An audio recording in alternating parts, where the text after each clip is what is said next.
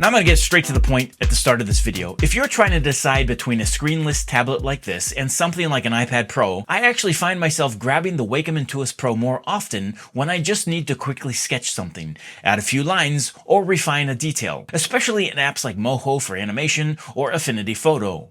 It's faster than screen sharing or repositioning everything to work on the iPad. I just turn it on, launch my software, and I'm drawing. No fuss, no hassle, it's perfect. Now if I'm tracing over an existing sketch or redrawing something that requires precision, a screen tablet like the iPad definitely wins. Being able to draw directly over your reference image is just easier and more intuitive. But here's the thing, that difference mostly comes down to the learning curve. With this kind of tablet, you're drawing down here while looking up here. And at first, that feels unnatural, but like any tool, with time, your brain just synchronizes. Your hand-eye coordination adapts, and it becomes second nature. Muscle memory takes over. So yeah, it's not perfect for everything, but what it's good at, it's really good at. The key is giving yourself the time to get comfortable with it. Once that clicks, it's a fantastic, fast, and reliable tool to have in your creative workflow. So today, I want to share my hands-on thoughts about the Wacom Intuos Pro Medium 2025 edition. It's a tablet I've been using daily in my art workflow, and I find it to be really great. So in this video, we're going to go over what's in the box, how it compares to other tablets, and in my experience, I'm definitely an iPad Pro user, so I'm going to give you my thoughts on that. I'm going to also try to answer some of the most common questions that people have online, and maybe help you to figure out if this tool is right for you.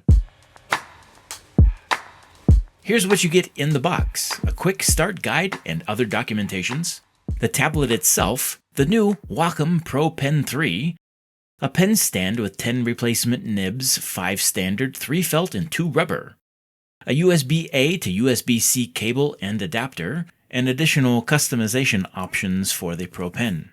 My first impression of this tablet is just wow. This thing is sleek. At just 4mm thin at the edge, it's even slimmer than the iPad Pro 13-inch, and about the same footprint overall.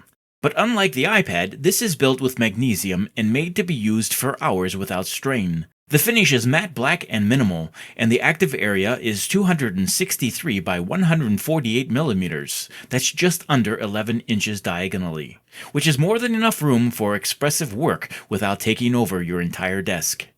Now surprisingly, while drawing on this tablet, the surface feels a lot like a premium sketchbook, especially when using the felt tips. It is incredible how they really feel like a felt tip pen. I am thoroughly impressed with that, and that's a big compliment coming from a traditional artist like myself. One of the first questions that I found a lot was, how's the drawing experience? Is the active area too small? Now to me, it's pretty fantastic. The Pro Pen 3 has 8,192 levels of pressure, tilt support, lag-free tracking, and honestly, it feels like drawing on paper. You can customize the grip, weight, and button layout. I personally like the flared grip.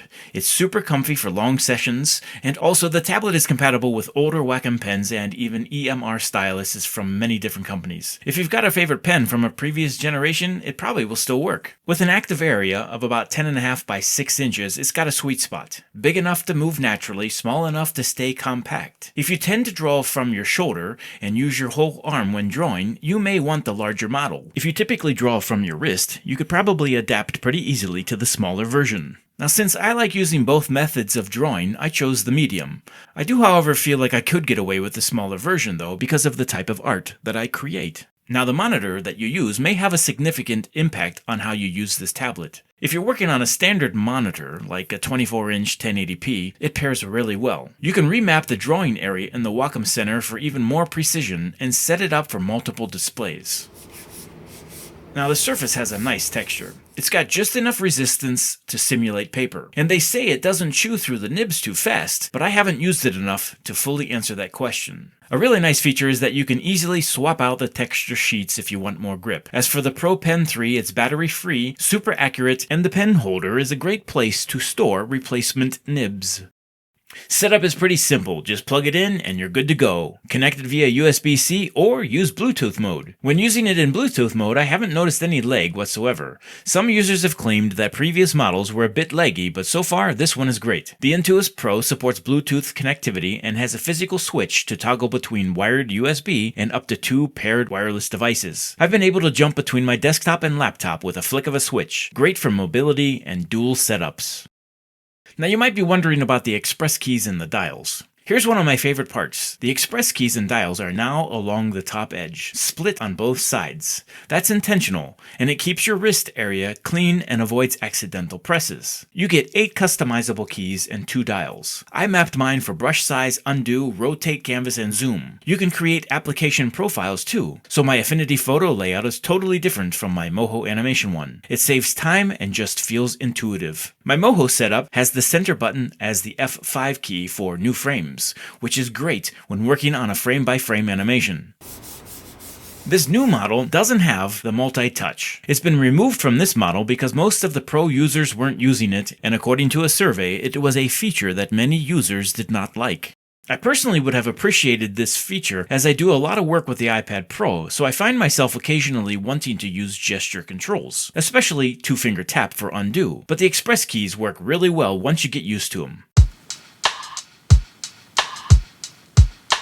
Now at $379, that's not cheap, and I'd have to say that's a bit overpriced. I personally would like to see it at a lower price range. But here's the thing, you're definitely paying for the name. Wacom tablets last forever. My good old graphite one here from the early 2000s still works. You can't modify the buttons or customize it very much, but it still works. Now this new one feels like a serious upgrade in every way. Wacom still seems to be the most reliable in terms of build quality and long-term support. If you're serious about digital art, this is definitely a solid investment. Okay, so the pros and the cons. An insanely precise, customizable Pro Pen 3. It's app-specific shortcuts with ExpressKeys and dials, Bluetooth plus USB-C dual computer toggle, durable magnesium build, paper-like surface and feel. Now some of the cons would be that it's a bit pricey, especially for beginners. Nibs wear down with use, it takes time to memorize your shortcut layouts, there's no multi-touch, and there's a slight learning curve that takes a little bit of time to get used to. Now, if you're a hobbyist ready to level up, or a student in art or design, or a professional illustrator, animator, or retoucher, this tablet is probably for you. If you're a total beginner just sketching for fun, maybe look at the regular Wacom Intuos. But if you're in it for the long haul, this tool will probably grow with you and last you quite a long time. Now, as a former art teacher, I would confidently recommend this to my students who are looking for a serious, reliable tool. It bridges the gap between traditional art and digital art beautifully. So no, it doesn't have a screen, and that's by design. This is for people who want precision without distraction. Now, some people prefer that hand-eye separation, and they say that it feels more like traditional drawing. It gives them an opportunity to look more at the art rather than at their hand. Now, after a few weeks of solid use, the Wacom Intuos Pro Medium 2025 has totally changed how I work. It's really great for what it does, and it has exceeded my expectations. If you're new to Wacom, this is a great place to start with a pro grade level tool. Now, if you're upgrading from an older Intuos, or you're still using something that maybe doesn't feel just right, this tool is definitely worth the leap. If you're on the fence, watch for refurbished deals, or try it out in person if you can. Either way, I'm really fond of this tool, and this one is definitely staying on my desk for the long haul. Now, if you got any questions, drop them in the comments, and let me know what you would create with a tablet like this. Well, that's going to be all for this one. Thanks for watching. This is Brendan from Artismia. Keep practicing, and I'll see you in the next one.